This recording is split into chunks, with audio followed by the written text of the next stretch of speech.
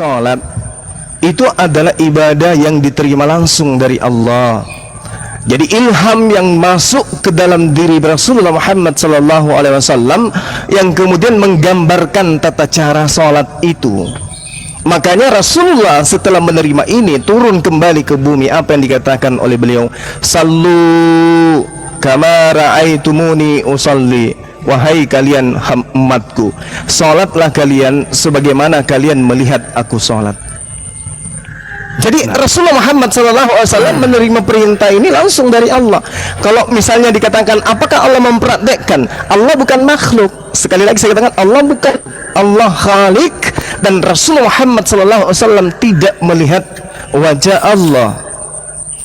Tetapi antara komunikasi dengan Allah tanpa melalui perantara antara Allah dan juga Rasulullah, itu tanpa perantara antara hamba dan kekasihnya, baginda antara Allah dan kekasihnya Rasulullah Muhammad.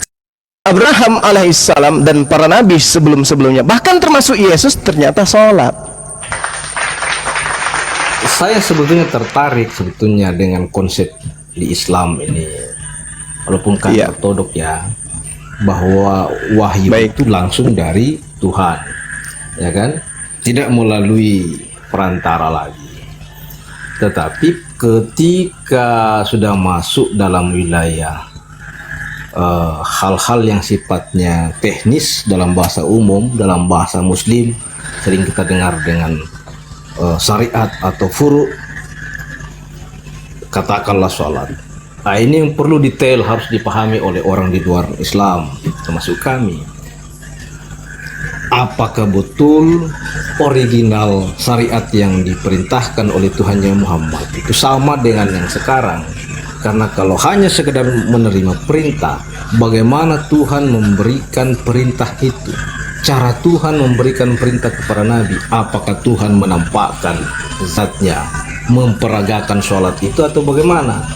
Kalau jawabannya tadi belum terlalu jelas dari pertanyaan saya. Dari mana Muhammad mengetahui cara sholat itu? Berdiri, angkat tangan, ruku, sujud. Dari mana kira-kira? Iya, tadi saya sudah jelaskan kepada saudara, tapi mungkin ya lagi-lagi tidak dipahami ya.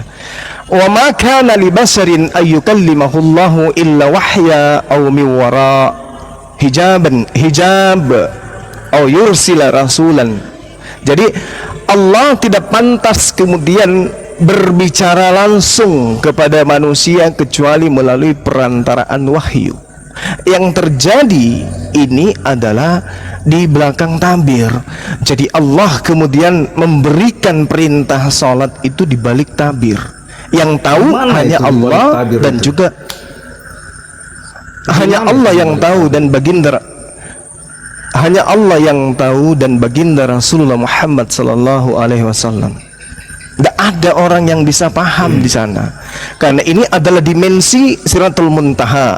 Ketika Allah mengajak hambanya baginda Rasulullah Muhammad sallallahu alaihi wasallam sampai ke tempat itu. Sama seperti Nabi Musa kemudian menerima.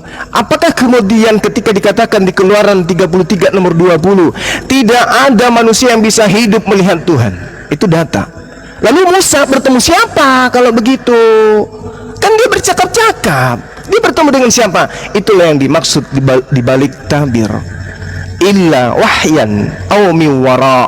Jadi ada pembatas antara esensi pencipta dengan esensi makhluk. Ada pembatas.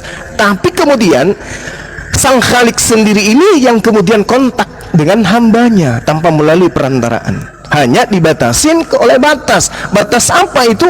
Wara, hijab, ada penghalang. Tidak bisa bertatap langsung. Kenapa? Karena dimensi Allah dan dimensi makhluk itu tidak sama. Seperti itu, Bang. Jadi terkait dengan sholat, Allah mewahyukan kepada Rasulullah.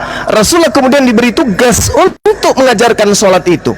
Niatnya, bacaannya, gerakannya, sallu kama ra'aitumuni usalli. Sholat kalian seperti mana, sebagaimana kalian melihat aku sholat. Dan ternyata sholat ini memang sudah diajarkan dan diamalkan oleh para nabi, termasuk Yesus. Gitu, Bang. Satu pertanyaan lagi sebelum saya balik nanya. Silakan.